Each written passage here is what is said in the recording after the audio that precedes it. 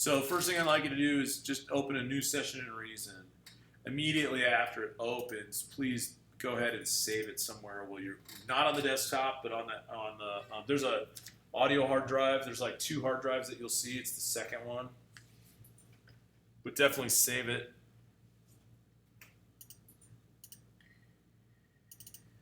Save it somewhere you'll remember.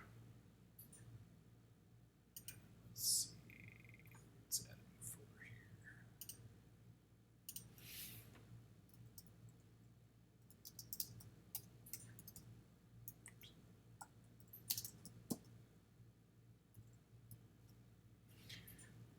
And you can just save it as day 1. Something simple. Part of the downside of the process of the way that Reason works out is it never asks you to save your stuff when you initially open it. You know, so it's kind of a good idea to just get in the habit of doing that right away. So today we're basically, handling the overview of how the platform works, things like that. Just some basic stuff, talking about each device, and we kind of have an idea of what the devices do.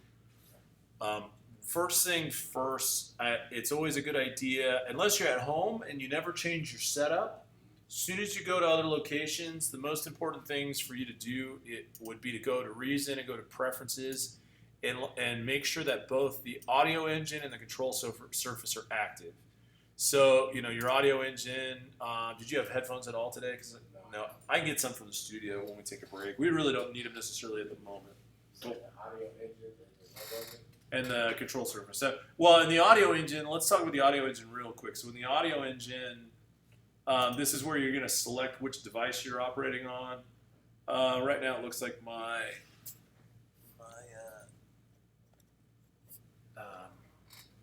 inbox isn't showing, but it would if it was active. Not supposed to be on an inbox phone, right? It could be. It just depends on, there's a couple of reasons why you may or may not. In this instance, the interface is beneficial for you to use when you're going to record. If you're just running output and that's it, you could really just use the built-in output. That's not a problem. Just remember that every interface has its maximum sample rate capability, but the built-in audio engine will go all the way up to the HD levels. So like if you're using the built-in output, you'll notice your sample rate can go all the way up to 96K. Where as soon as you switch over to the Inbox Pro, I think these ones have a 96K capability, but if you're using something else that doesn't have a 96K capability, you're capped. So part of the question is are you going to be recording into it, things like that. Another thing is this is where you're going to adjust your buffer size if you happen to need to change to the buffer size, so that you could have a little bit more playback accuracy, a little less DSP heavy, but notice there's an output latency attached to it. So as soon as we start to increase this buffer size, you'll see the output latency raises, and then there's an input latency as well. Now the one thing you'll see is recording latency compensation. If it says, hey, the input latency for your current situation and your current setup, sorry, 44. That's weird. With this particular situation, it'll say input latency is this. If you wanted to adjust your recording latency compensation, you could actually make adjustments to this. This is where all that information is done. The number of input channels and output channels, like your I/O mapping, the way you do your I/O setup in Pro Tools, that's all done here. So if you have issues or problems, that's where you're going to want to go to. But immediately you need to make sure to confirm that you're in the right audio device. One really interesting thing about it is, see how this says HDMI? It's because I'm attached via HDMI to the projector. Now the projector wouldn't be a good source of my audio. Right, so you're going to see other things in this listing that you're not used to, especially as new devices come out. It's weird because on my computer, when I open up Reason, one of my options is there's an I/O panel for one of the video editors that I have, and a lot of times it wants to use it as the I/O, and so it's just going in there confirming you're using the one that you want to. Right, not too bad. When we go over to control surfaces, oh, that's why. Thought I quit this earlier. Sorry.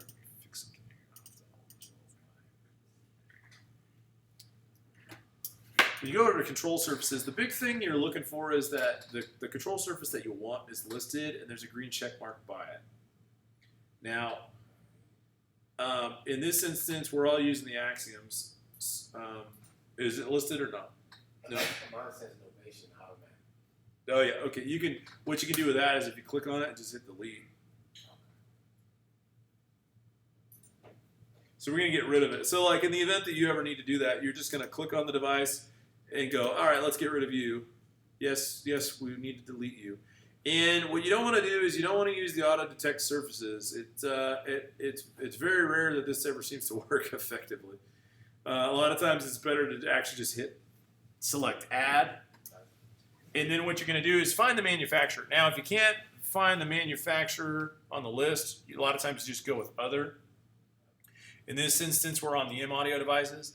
After you find the manufacturer, again, if you can't find the model, if you're having issues finding the exact model, a lot of times you just go back to other, and you'll choose generic MIDI or general MIDI, or you may actually say, you know what, like let's say they made an Axiom 52, and you're like, okay, well I have a 61 and a 49, so maybe I'm just gonna have to pick the best one and try it and see how it works. Most of the time, the specific information that is device specific is all about like the extra controls and the pads and things like that you have on there. So, like, notice there's like transfer controls. And there's all these what do you call them?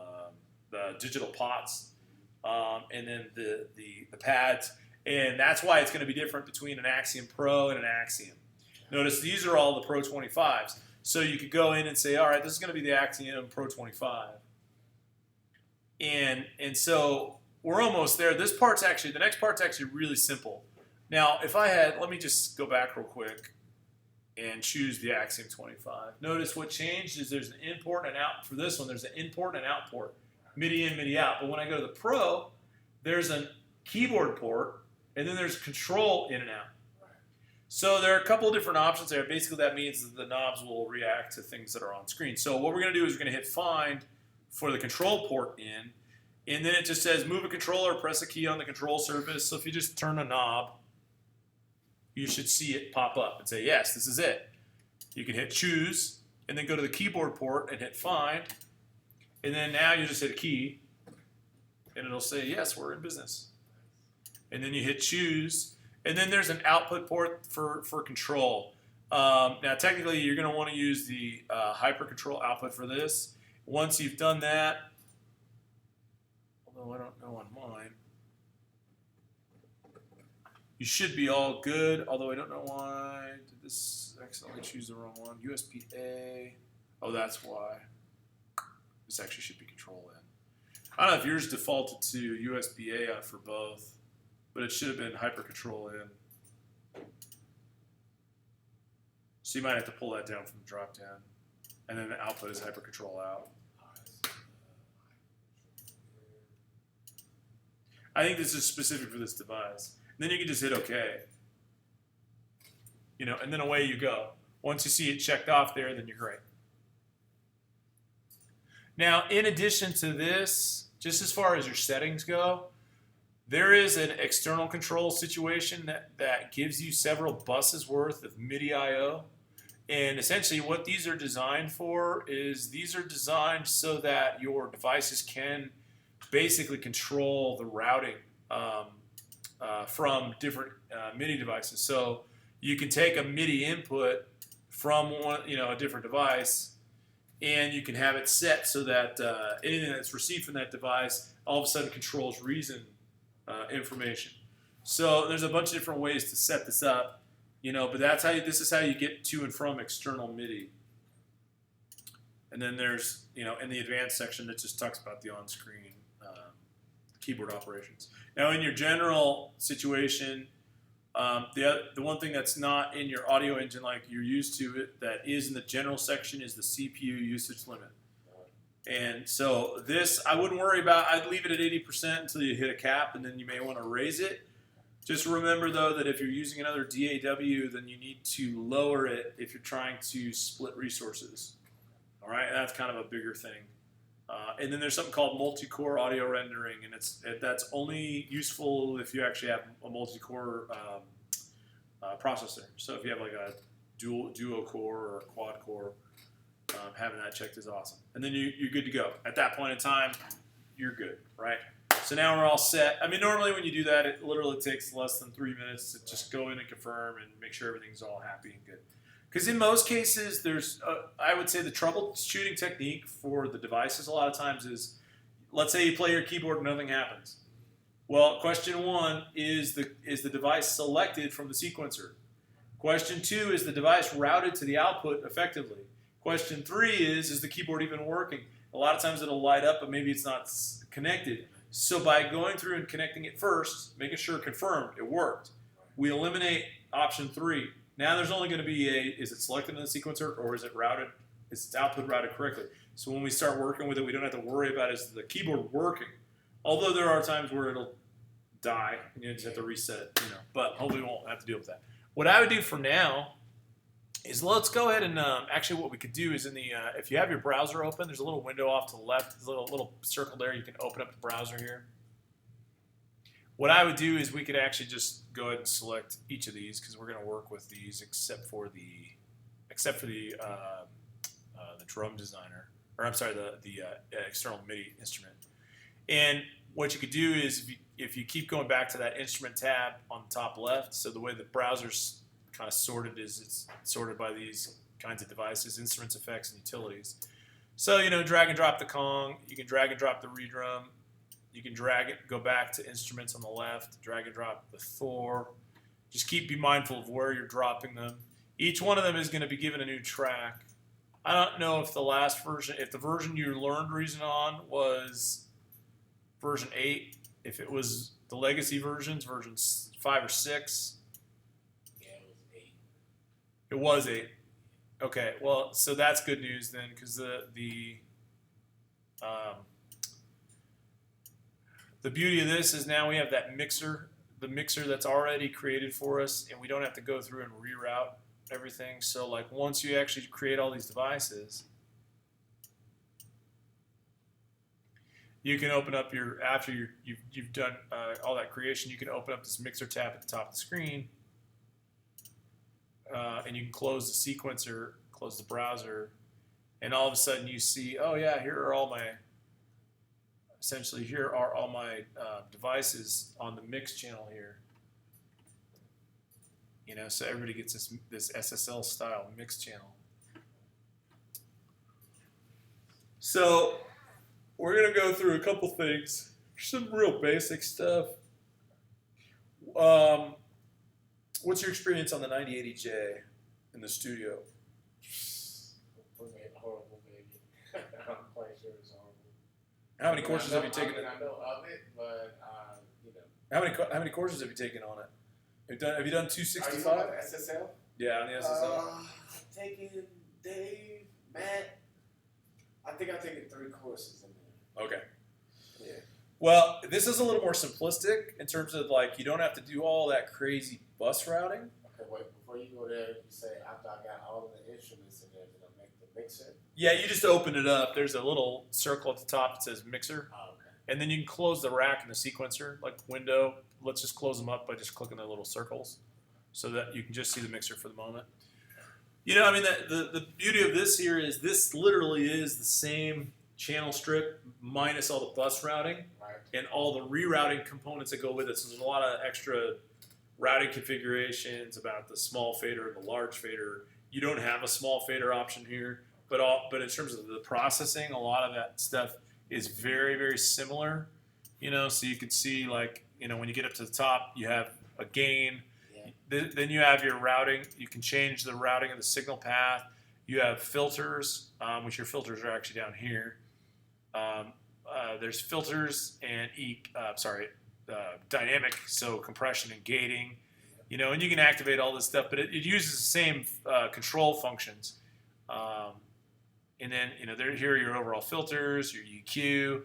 One addition that they came up with that's kind of nice is that you can actually click on this little window here and see this entire spectrum EQ, which is really nice because it's going to activate and work based upon, so let me turn this on, this EQ down here. So when you're making changes to your EQ here, you're still seeing them there, but you can technically, once you engage that, you can still grab and move around.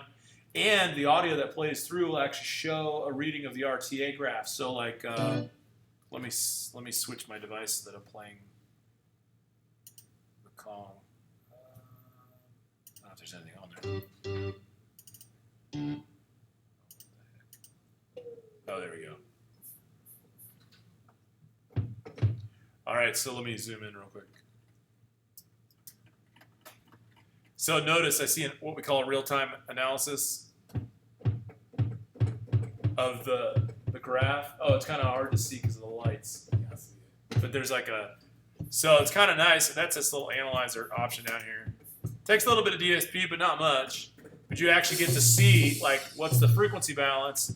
You can see like, where was that one? Oh, see this tom? And then it's like all this build up right here. You know, so you can go in there and say, do I want more? Do I want less? Which one was that? I was grabbing the wrong one technically.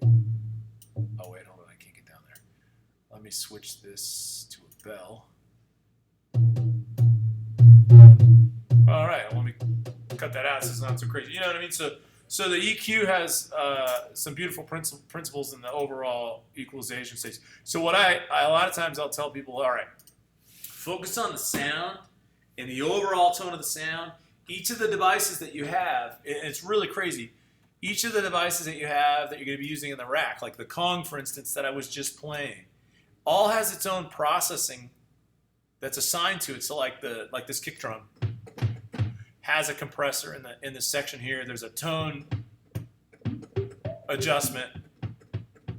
You know, there's even a little bit of the tuning in the overall how the sound of the shell works. And then there's pitch adjustments. You know, and even up here you'll see tone adjustments. You know, and there's a lot of that going on. I think what the key is get real close. Don't spend all day on that, because at the end of the day you still have a mix engine. You know what I mean? So you can still go to that mix engine, use the same way you use the studio console, you know, when you're doing a mix down, or the same way you do your Pro Tool stuff, and focus on the mix after you really get the sounds. Because I've had students just sit here all day and do nothing but work on one sound, and it's like, all right, we have a lot to accomplish. Sometimes you kind of have to set it and forget it, and then you have to go back to it and really tailor it in the mix down process. But let's talk about, so just remember that all that's there for you. Compression. On the mixer, sorry, one other thing on the mixer. Also, don't forget there's also a master G-bus compressor, just like the SSL. And so a lot of times that really solves a lot of stuff for you. And then you have a lot of your effects sends. You have your 8 channels of effects sends, which can be pre or post. Those are all very beneficial, and we'll definitely talk about those. But let's go look at the devices themselves. The devices themselves, they all differ, and they all have their pros and cons and their strengths and weaknesses. One of the big strengths of, like the first one we're looking at here, the Kong Drum Designer, if you could bring it up. The big strength of the Kong Drum Designer, to me, isn't just that it samples, because all the devices, for the most part, most of the devices can create samples. And the redrum or the red drum, depends on how you read it, is also a device that you can sample into, which is the second device I think that we put on the list here. Yeah, we can sample into this, right? Well, most people go, well, but yeah, the difference is you can use these pads. Well, technically, if you're using pads, you can also play pads off of this, even though they don't show pads. You can, if you're assigned to this, you can still hit the pads on your keyboard, and they're still doing the same thing. You know, one of the real big critical differences, though, that I usually boast about the Kong Drum Designer is it offers you a lot more flexibility in terms of the effects that are being used and how they're being used. You know, so per each device, you know, you actually have 2 sets of effects that you can apply to each different sound. Now these, well, and the other thing is there's a range of sounds that can be used at the onset. So where it says drum module, this is where the sound generators are coming from. And technically you could use a sampler to sample in. So if you open this window, it just says show drum and effects. Make sure that's open real quick. You know, you could technically use a sample of anything, and that's what the nano sampler is. There's this Rex loop player. You know, if you had loops to load, I'll just get one.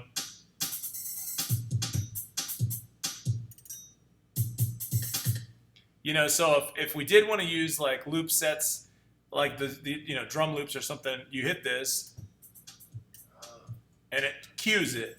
So is it like how they say, like, is it slave to the calm? Yeah, essentially, yeah. Yep, it's assigned to it. It's assigned specifically to the pad that, whatever pad you put in. And then you can mod these, change them. There's a lot you can do with these. Essentially, this is, so just if you keep this in mind, this is a Rex device. And you're going to see there's another Rex module that we're going to work with. And most of what that other module does, you can do in this one. So when you think about how this gets manipulated, it's basically the same thing. So we're not going to talk about it much here, but we will later when we get to the actual module. And then there's this one. This one's kind of unique, very beneficial though. This is essentially, it's a physical modeling synthesizer. But what it is it's really more, it's samples that you can actually do manipulation to, and see these 3 points here: beater, the inside, and the shell.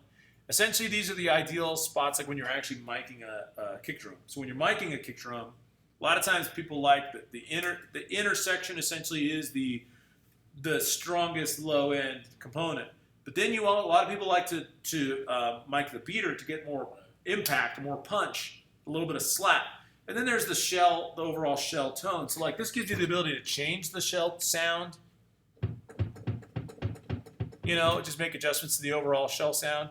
You can go in and make more of the beater head, which is more slap and attack,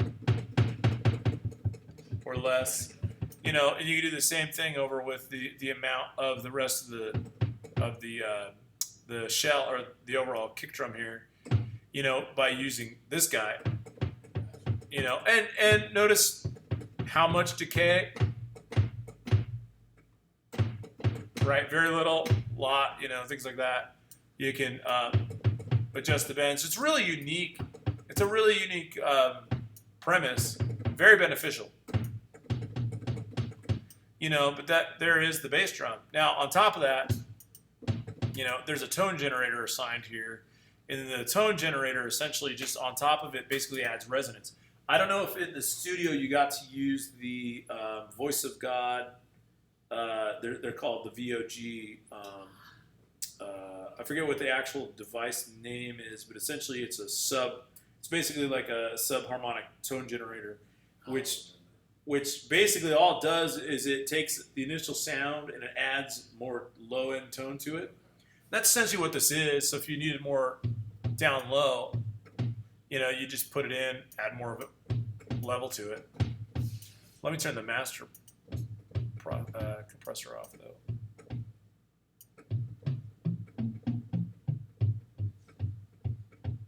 Yeah, you're not feeling much because there's no sub in here. But yeah, you get a little more control. Same thing with the snare. They did the same thing with the snare. It's not put on here. Where you can change elements about the shell. More bottom snare, less bottom snare. That's really quite unique. Same thing with the tom. So like it'll be kind of like a light mix of that sound before you actually mix it. Yeah. Okay. Well, the only downside, that's one of the weird downsides to these. When you're using a device that has the entire kit on it, benefit is it works like a kit would, all together. Downside to it is you then have to go in and process the individual components internally before you go to the mix channel. So on the mix channel, anything you do is to the whole kit. The other alternative you could do is it's designed with 16 outputs, so each of these pads could be sent to their own mix channel. And then you can mix it like you're used to with Pro Tools where you do channel by channel. But yeah, you kind of have to deal with a little bit of that, which is good and bad at the same time. Time consuming mostly. Then they have like a synth drum, kind of get more of that 808 feel. Synth hats, synth snare, synth tom. And then on top of that, this is the thing that I really like about this. Probably my one favorite thing is in the effects device category. You have a tone generator. You have a noise generator. This is without it. This is with it. Did you go for that effect? Yeah, it's in effects patch 1, like bank 1 right here. Okay. And I just went to noise. Well, the beauty of that is yeah, this is a. Right now, I'm just using this snare drum module, but if I really wanted to use a sample, I could technically go in and let me pull. I'm going to pull one of my own samples.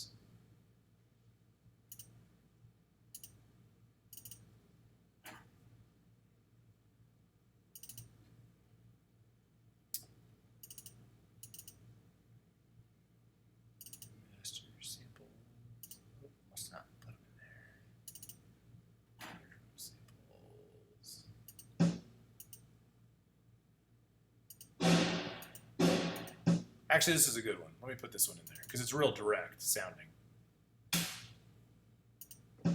This is what it sounded like before. Go in and throw the noise patch on. You know, it really does make a change. And then what we could do is there's a couple other things. There's, you know, compression, there's filtering. So if we wanted to go in and filter it, and there's a FX2 here. Let's say I went in and did a filter. Low pass, high pass, band pass, resonance adjustments.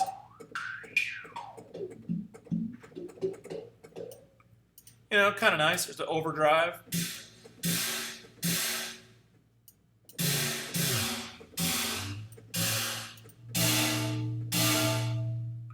There's a standard parametric EQ. You know, you could just, this is essentially a one band. You know, you go and choose the frequency. This one has to be by far one of my favorite. I'm going to deactivate the noise. Essentially, it almost acts like the noise. It's called the Rattler.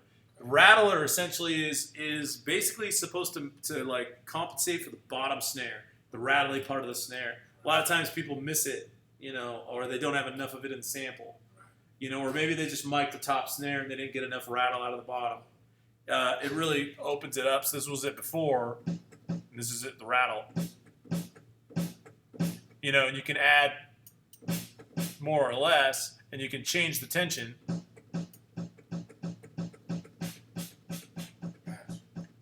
You know, change the tone. There's a lot you can do with it.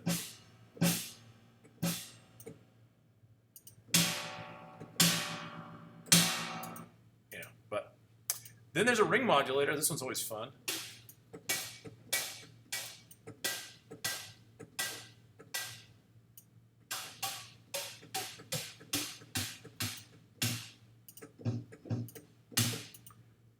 Reverb, you're pretty familiar with that, so that's not really that different. There's echo, which essentially just slapback delay. And there's a feedback value if you...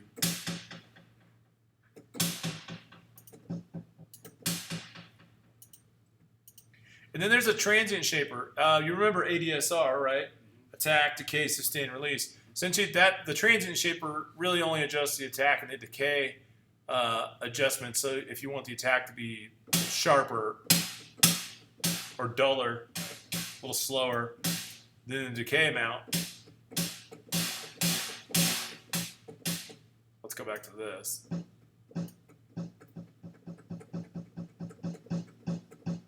Now what's interesting is although they don't have attack, they actually have a decay setting. Oops, sorry. They have a decay setting specifically on each pad that's up here at the top. So you can actually adjust when you're doing sample stuff.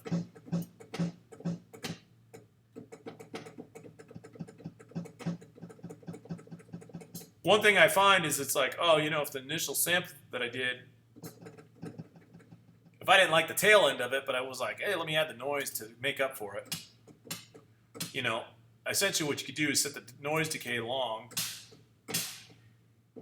right? And by setting the decay of the sample short, you know, and then find the right blend, you know, things like that. You know, but that gives you a huge adjustment there. And that's pretty much it. Now, the cool part about that is you have 2 effects patches per each pad that are direct to the pad. On top of that, you have bus effects, which could be like, you could make a bus reverb.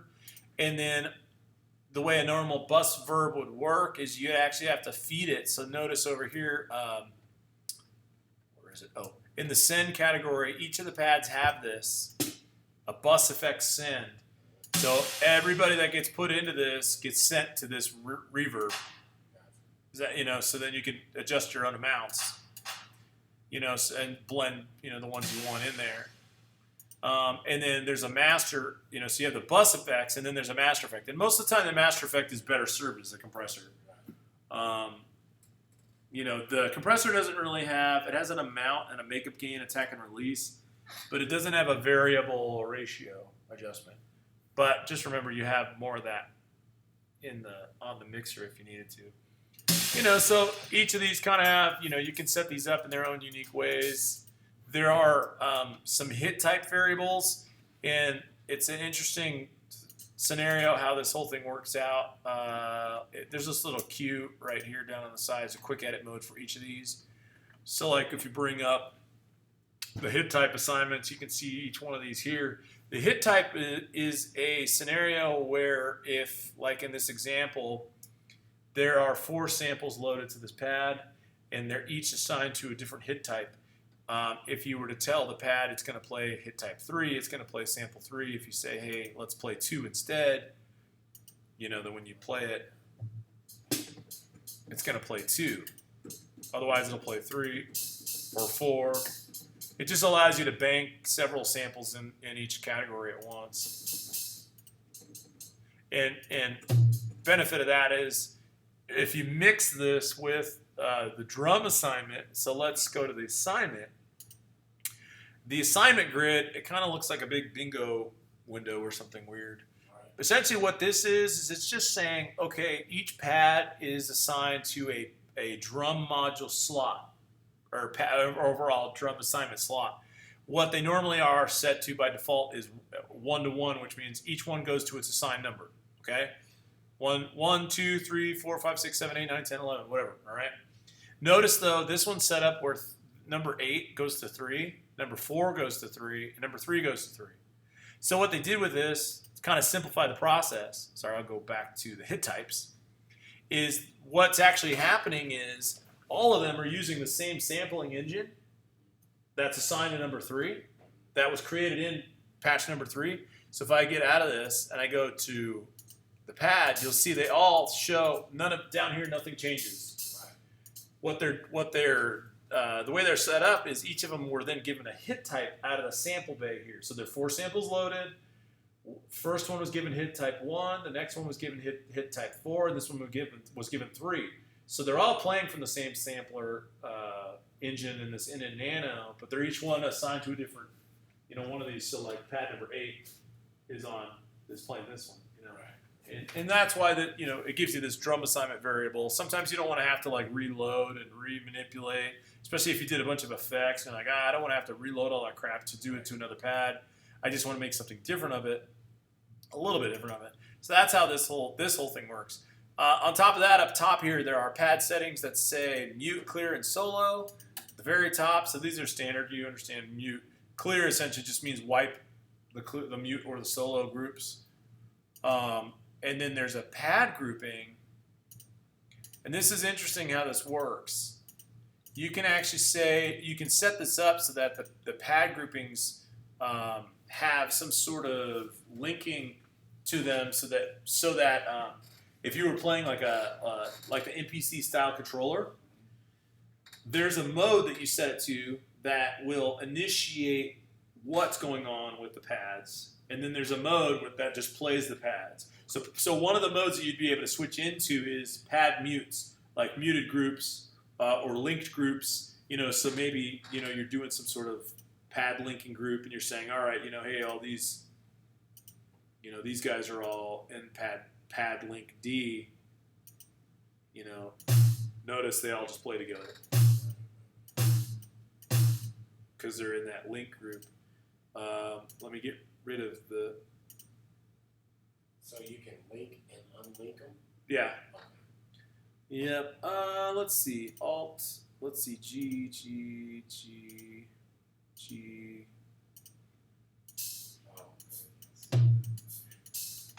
Oh, it does it. So what the alt group does is really interesting. When you cue it, when you're playing it, what it's going to do is it's going to rotate between everybody that's in the alt groups. So notice these are your alternatives It's just this, I went across, right? Like diagonally, right? You see it? But notice each time I play it, it's going to play this plus one other device. Oh, I'm sorry. It didn't do it that time.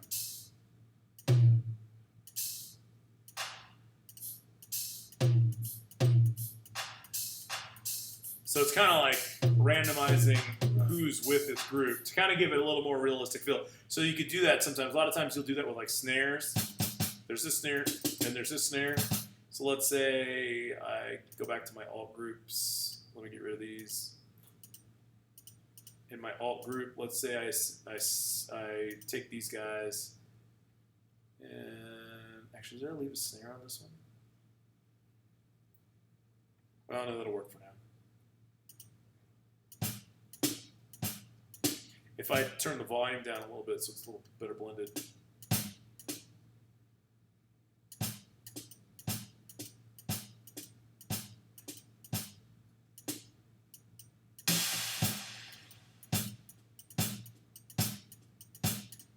Sounds like those. Sounds like it's overriding it a little bit. Like the volume, there's a volume decrease as it does that. And then there are the mute groups. You know, you could say, hey, you guys are all in mute group A. I don't know who I just do.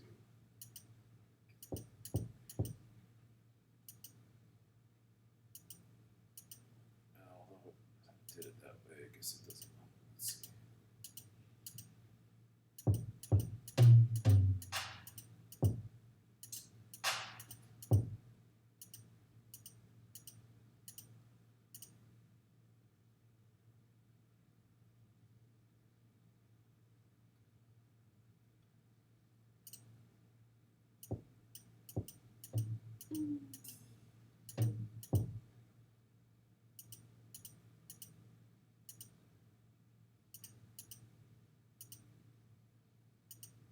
I guess you have to have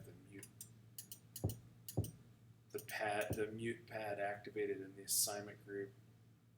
So it doesn't seem like it works that way without it.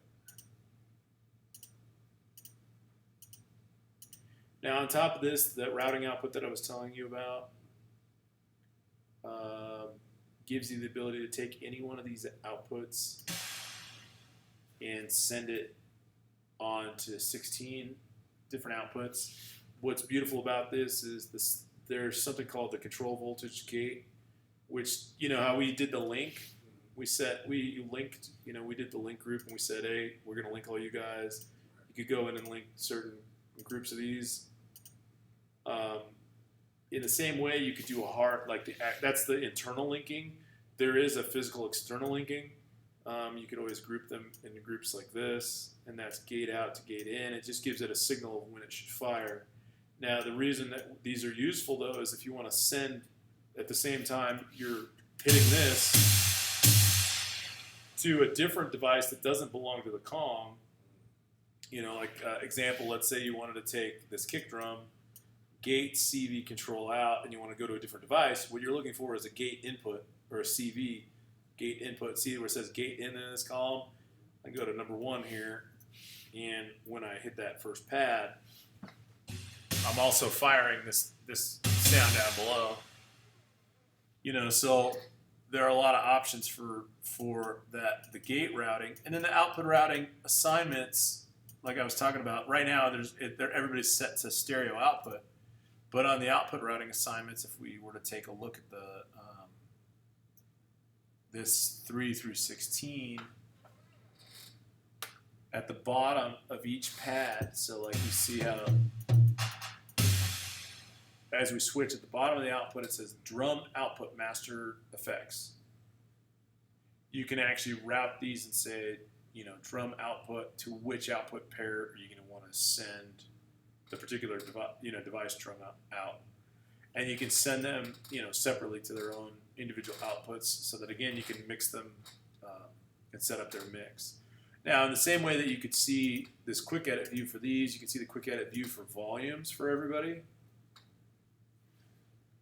And then this tone and pan, the aux sends, like the aux sends are kind of cool how they're set up here. And then the pitch and decay adjustments. You know, so those are very, very useful. I don't think they made. Yeah, they didn't do one for their output assignments.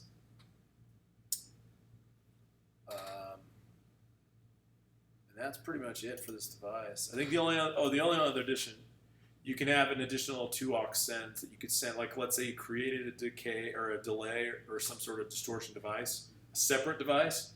You could route aux sends away, and then you would just have to feed. Instead of feeding their return back into the device, you'd feed it on to the output of the mixing console or something, and then you could send certain send levels. And what I really like about this device, is there's an option here for audio input routing, and there's a bus effect option here. You can throw in this bus effect, master effect, but this audio input routing gives you the ability to send any other piece of a device output. Meaning it doesn't have to be in the Kong. You could take, let's say you took, let's say we take this device, this Vespers, which is off of the Maelstrom here. I'm just going to steal its outputs real quick. And I took this device and I feed it into this portion here where it says audio input. What it's going to do is if you follow it, it shows breakout jacks. Output, so we could steal the output here if we were just trying to route it through the bus effects, but otherwise, and notice it has like external effect. You could reroute an external effect as like an insert for each. If you wanted an insert for each channel, that would be there. But otherwise, what this is going to do is it's going to send the audio from that device in to feed through the output of this other device here. Which means you can go in and say, see how it's hitting the bus effects and it's hitting the master effects now? If you're like, you know what, I really like this ring modulator and I want to use it on this other device, you know, that's how you would get there. You know, or that noise. Oh wait, noise is noise on the master? Oh, noise isn't even on the master, is it?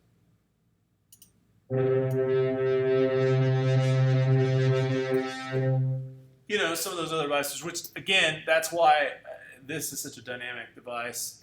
It's not because it's just generating information on the pads, and it's not just because it's a drum designer creator. It's because it has some extra, and from my opinion, processing capabilities that some of these other devices don't, which are very, very beneficial for the, you know what I mean? Because we can use a lot of different things on this. So that's kind of, the Kong to me, hands down, a really good go-to for drums. Very, very beneficial in that kind of setup. So I'm going to reroute this real quick. And then, have you worked with pattern sequencers or drum sequencers like this, where it's just or a step sequence setup? Yeah, lightweight. Yeah, because I mean, the step sequencer. Well, like the Kong is modeled after like the MPC style device. Step sequencer, like that you see here, is based upon a lot of the Korg drum sequencers, the physical hardware devices, you know, where you're going to go in and you're going to build a pattern. Each one of these banks has a sound. So like this one right now is kick. So if I want to do 4 on the floor, it's essentially set up so that it's subdivided into 16 beats. Right. So the quarter notes are 1, 5, 9, and 13 of the group, because these are all 16th notes. And I know that because in the resolution it says resolution 1/16. So this is just one measure. So if I run this and it just loops, you know, and I can tell it's a loop longer if I change the edit steps to be something longer. It'll go all the way up to 64, you know, which essentially is four measures. You know, and then I go to the snare and I say, all right, we're going to put the snare on the 5 and the 13. Really, it's the 2 and the 4. You know, we could go in and get the hats. Let's see, which hat do we have? If you hit this little play button, it'll show you like it'll play the device for you. So I'm gonna go down and select this. Now, in addition to this, actually what I'll do is I'm just gonna do this, okay? Real quick so you can hear. 16th notes, right? For this device, a couple of benefits. Let me just talk you through them. Benefits of this device are you get individual control of each patch, like each patch that you're playing through here. You can also sample into it. But you have controls like these S1, S2 or sends, aux sends, so like effect sends. You can change the length of the sound. You can adjust the pitch of the sound. And you can essentially transform some of their elements in terms of the attack. And then there's a little bit of a tone adjustment. Only on a few of these you'll see these tone adjustments. These two over here that have these pitch bend options. These are more made for tom sounds. So like these two banks are specifically designed for toms. One of the big things in terms of the sequencer, so like up here are all the device sounds, right? And then this is where you can load the sounds. You hit the browser folder, that's where you would load the sounds. This little icon right here, little waveform icon, is that's where you would sample into the device. We're going to get into a lot of that soon. And then you have mute and solo. And there's your overall master level. On the back panel, you could technically you could steal the outputs individually from each. Oh, tab on the keyboard. On the back panel, you can attach any of these outputs to anything separately. So if you wanted to send them all to the mix channel individually, all 10 of these can go by themselves. Then there's also pitch CV gate, which we'll talk about later, and the gate input output, which we talked about. And then there's the sends 1 and 2 that we had discussed, and then your main output. If we look at the step sequencer, though, it's only this part down here. I'm gonna kind of scroll down here. It's only this part, not even there. It's just this section right here is the step sequencer. Here's where you would change which patch you're on. Cool part is if you change your patch, it doesn't change your steps. But if we look at the step sequencer, you have essentially 4 banks in which you can make 8 different patterns. And then you can cycle between them by selecting here. There's a way to get this to print into MIDI, which is really quick and easy. And then, of course, there's a couple things. You can shuffle the pattern and you can flam it. But one of the big things, other than just the step number and the resolution, and this shows you which bank of steps you're on if you make your resolution more than 16, is this little dynamic element right here, which when you switch back and forth between these, changes which level that you're saying that these are going to be played at, soft, medium, or hard. Well, I'm doing 16ths on the hat, so what I really want to do is I really want to take my 16ths and I want to do some emphasizing, and then I want to do some unemphasizing. Okay, so what I'm going to do with my 16ths is I'm actually going to manipulate them a little bit. I'm going to leave all the first the quarter notes 1, 2, 3, and 4, which essentially are 1, 5, 9, and 13, and you can tell because they're in groups of 4. I don't know if you can see how this is kind of outlined here. It's kind of blocked in a group of 4. I'm going to leave those. The downbeats are emphasized. So if I solo this, it feels like it's a little heavier on the down.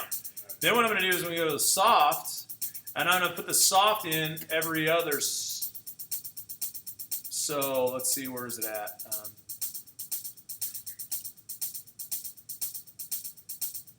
Actually, I might end up reverting it. Let me see.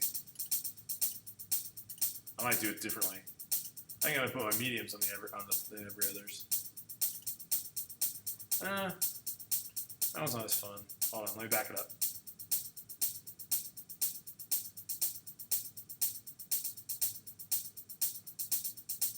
Actually, I might like that. I don't know if you see how they're kind of lighter in the beginning, and I give them a little more something going on towards the end. Now, what I can do with this is, let's see, where would I do it? Maybe down? I'm going to turn this one off, actually. What I'm going to do is I'm going to put a gap on 13. See where I put a gap on 13? And I'm going to go to this other hat patch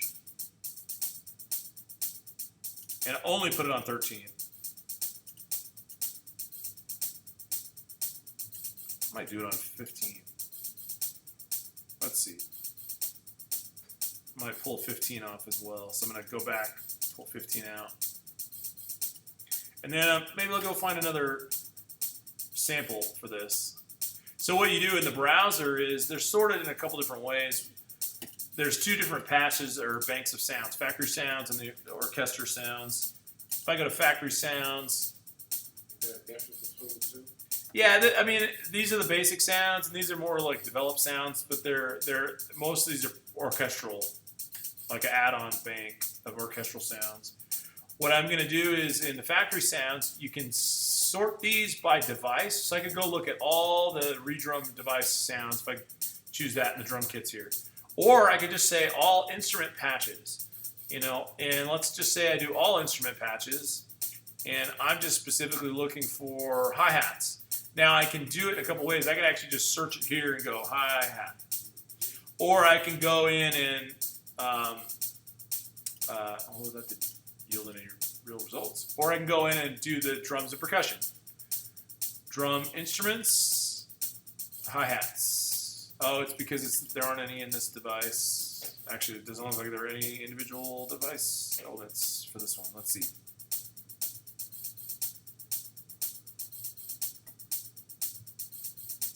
Might have to get through them. I might have to get through them here. Let's see.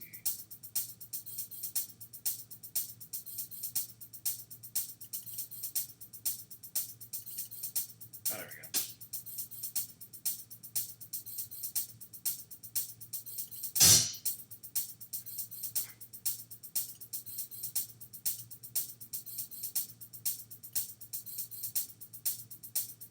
Oh, those are full kits. Why is it not showing me individual instruments?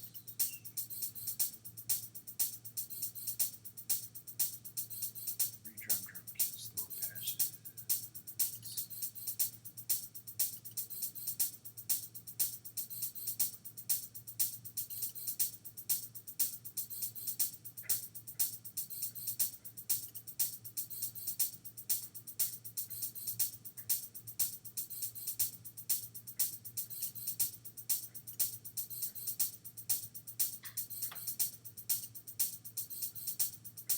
Yeah, these aren't the right ones. Let's see.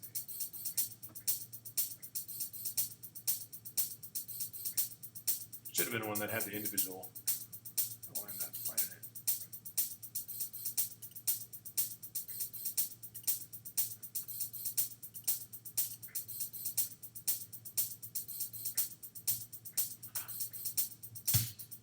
Well, anyway, I will find it. I don't know why we're missing that. Where's- It's trying to want a snare. Oh, that's one.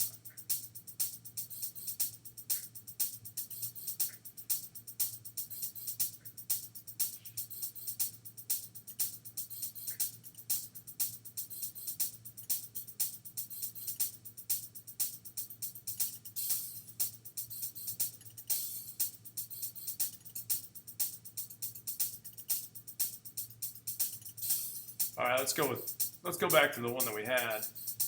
One interesting thing about the way this works, and it's very beneficial for the overall sound, is hear how it's kind of like decaying a little long? We can adjust the overall length longer, shorter, so it's a little more realistic. We can also say, you know, hey, do we want a different pitch?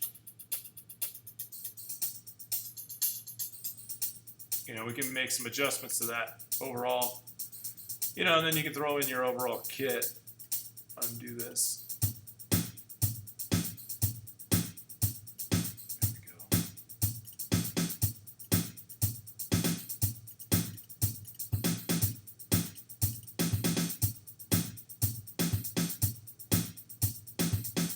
Now, notice we don't really have anything on it. It's real dry.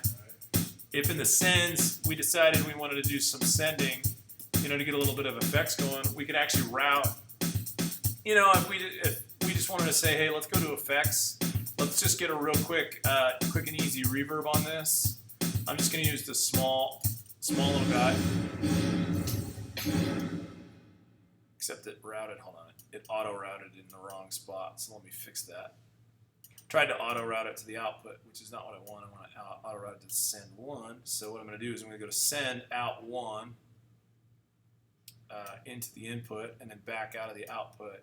Now this is where on the output it doesn't have a return built in, so I can't send it back to the same device. What I can do is I can send it essentially away from this device, and I can either tag it back in on its own channel, or I think I can take this back. Let's see.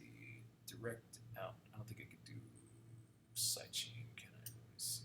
Insert left. Oh, I'm not going to be able to get away with that either. Yeah, I think what I'm going to have to do. Oh, that's the other thing I could do is I could take it back to the master return. So on the master, there's a weird panel at the very top. See where it says effects return?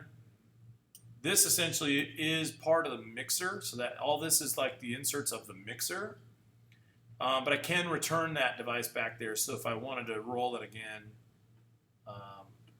you know, I can run this, and then if I say, hey, let's send some to send one,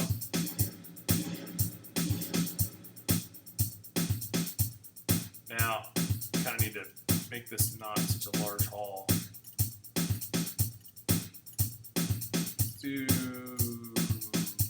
medium.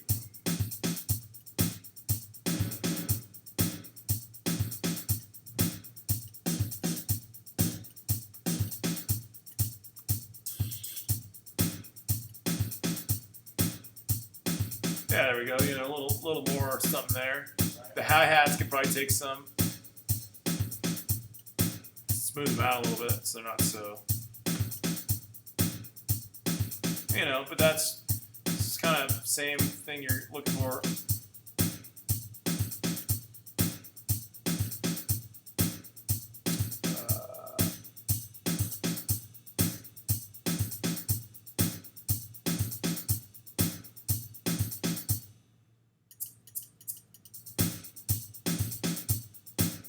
What we can do is, let's see, take this pattern.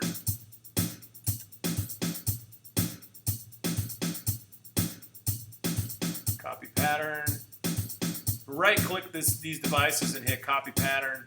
You can actually copy or paste these patterns themselves. Although that one didn't paste.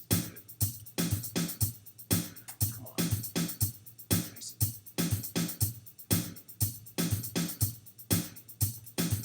Maybe didn't copy it correctly.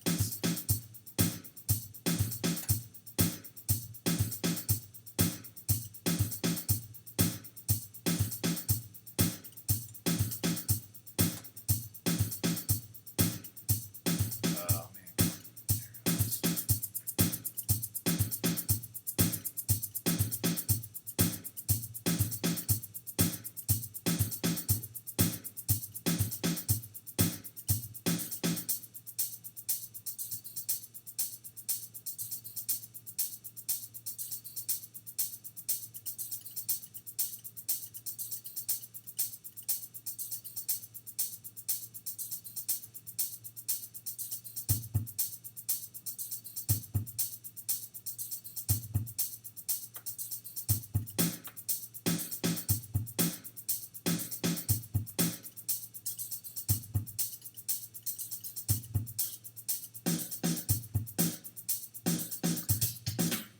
So you kind of see how that all works out. Okay. I need to go to that meeting. We need to take lunch. Okay, so we're going to take a quick 30. We'll come back and we'll pick up where we left off.